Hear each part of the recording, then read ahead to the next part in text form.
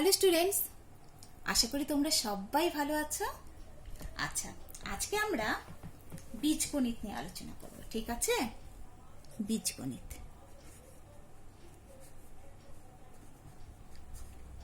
আজকে আমরা বীজগণিত নিয়ে আলোচনা করব। বীজগণিতে তো তোমরা জানো অনেকগুলো সূত্র আছে। আজকে আমরা একটি সূত্র নিয়ে আলোচনা করব, সেটা হচ্ছে a plus B whole square equal to a square plus 2ab plus B square. ঠিক আছে? তো আমরা এটা করে দেখব, আমরা দেখব যে এটা থেকে এটা বের হয় কিনা। ঠিক আছে? তো আমরা কিভাবে করব? তো আচ্ছা, আমরা জানি, তোমরা জানো না, একটা বর্গক্ষেত্রের কালি কিভাবে হয় বলো তো?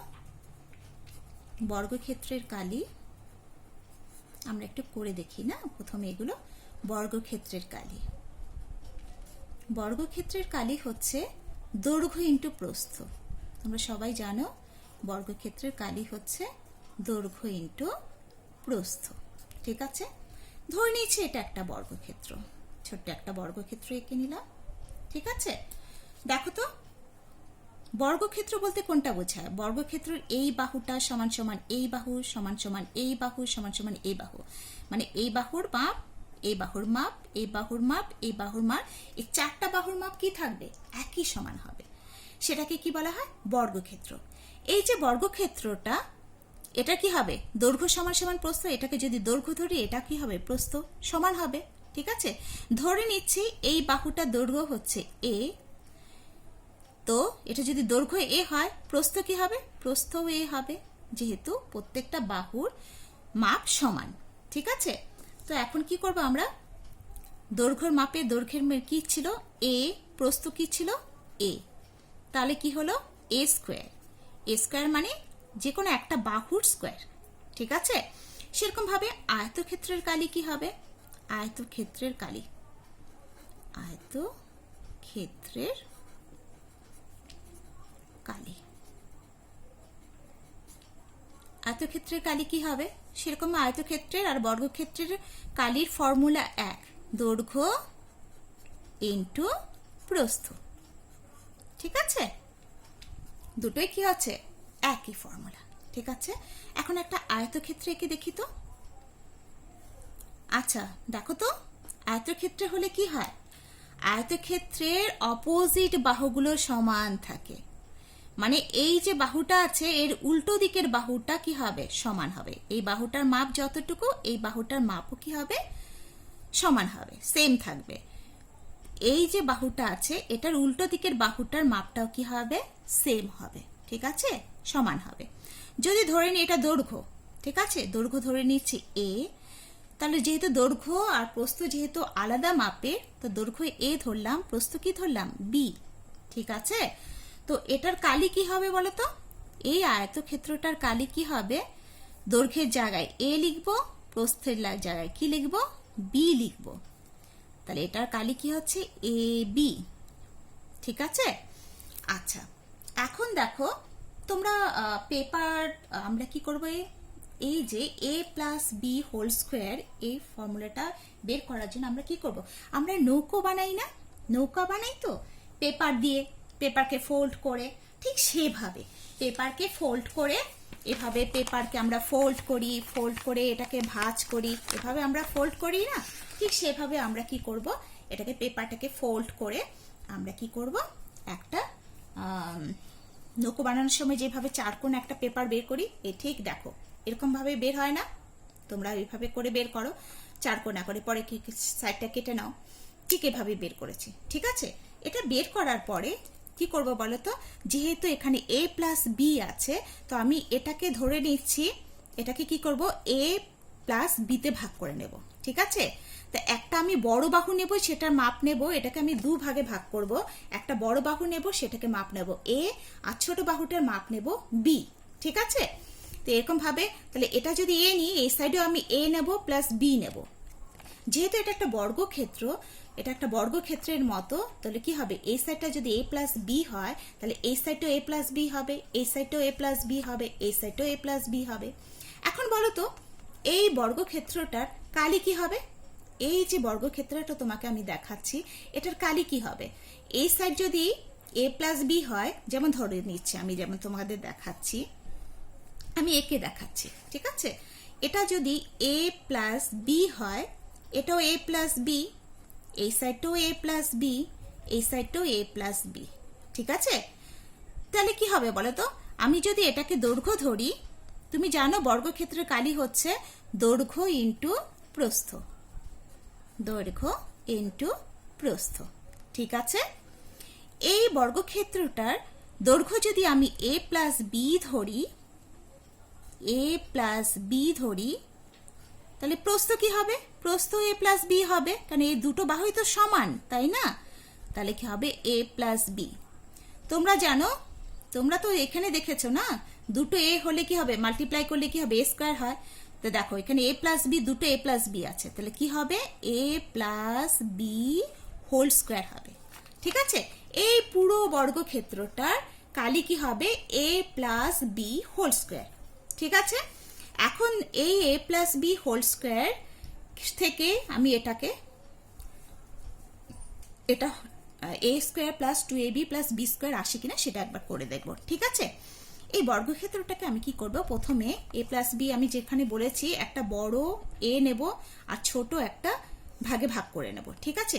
এভাবে আমি ভাগ করার পরে দেখো আমি এরকম পেয়েছি, দেখো এটাকে a, এই দৈর্ঘ্যটা যদি a হয়, এই দৈর্ঘ্যটাও a, ঠিক আছে? এটাকে a প্লাস বি তে ভাগ করেছি, দেখো আলাদা কালার দিয়ে করেছি, তোমাদের বুঝতে সুবিধা হবে।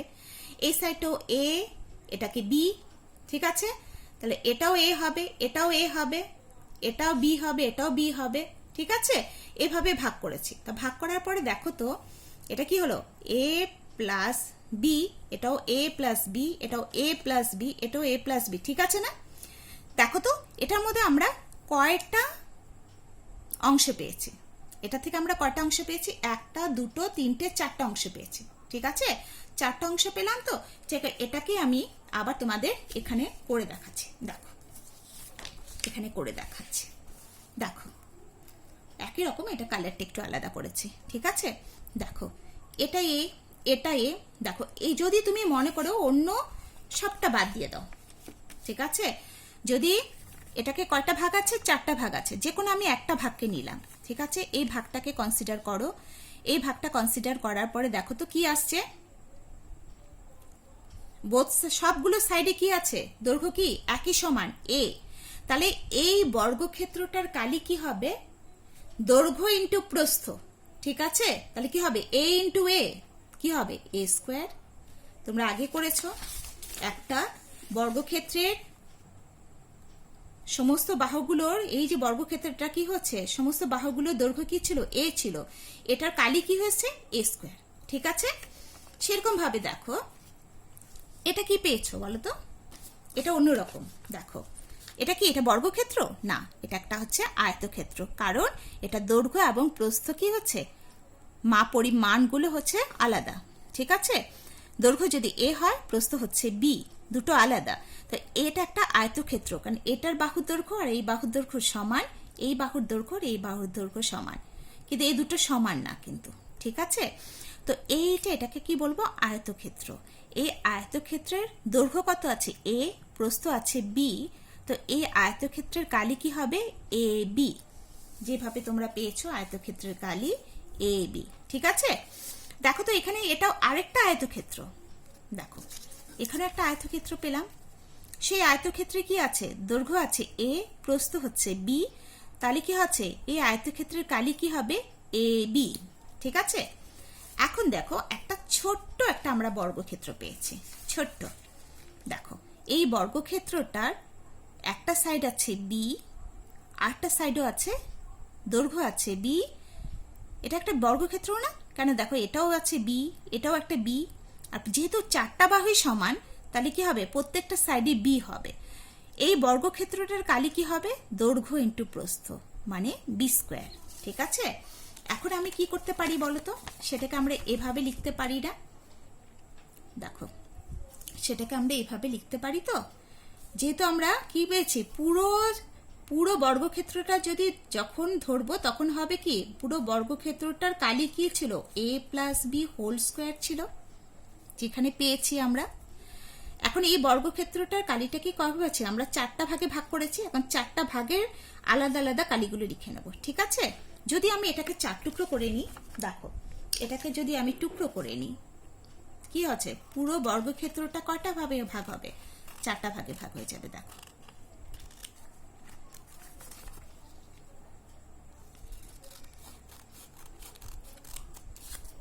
দেখো এটা সম্পূর্ণটা মিলে তো a plus B whole square হয়েছে না। এখানে দেখো কয়টা বর্গক্ষেত্র পাচ্ছ, দুটো বর্গক্ষেত্র পাচ্ছ। এই দেখো এইটা একটা বড় বর্গক্ষেত্র, এটা একটা ছোট বর্গক্ষেত্র, ঠিক আছে। আয়তক্ষেত্র দেখো কয়টা পাচ্ছ, এটা একটা আয়তক্ষেত্র, এটাও একটা আয়তক্ষেত্র। দেখো তো দুটো একটার উপর একটা রেখে দাও, দেখো দুটোই সমান, ঠিক আছে। তাহলে কি হলো, এই 4টা ভাগে আমি আলাদা আলাদা ভাবে লিখবো। এটা কি আছে, a স্কোয়ার আছে, এই বড় বর্গক্ষেত্রটা ধরলাম, এটা হচ্ছে a স্কোয়ার। তারপরে একটা ছোট আয়তক্ষেত্র নিয়ে নিই, এই যে আয়তক্ষেত্রগুলো একটা নিয়ে নিই, এটা আছে কত, এ বি আছে, ঠিক আছে, এ বি আছে। আরেকটা আয়তক্ষেত্র আছে, সেটার মাপ কত আছে, এটারও একটা এ বি আছে, প্লাস এ বি, এগুলো যোগ করলেই তো পুরো বড় বর্গক্ষেত্রটা পাবো। তারপরে কি আছে, B square plus B square. তাহলে কি হলো বলো তো, এ স্কোয়ার, এখানে কটা এ বি আছে, দুটো এ বি আছে, তাহলে twice A B plus B square. তো তোমার ফর্মুলাটা কি হলো বলো তো, a plus B whole square equal to a square plus 2ab plus B square, ঠিক আছে। তো আজকে এই পর্যন্তই।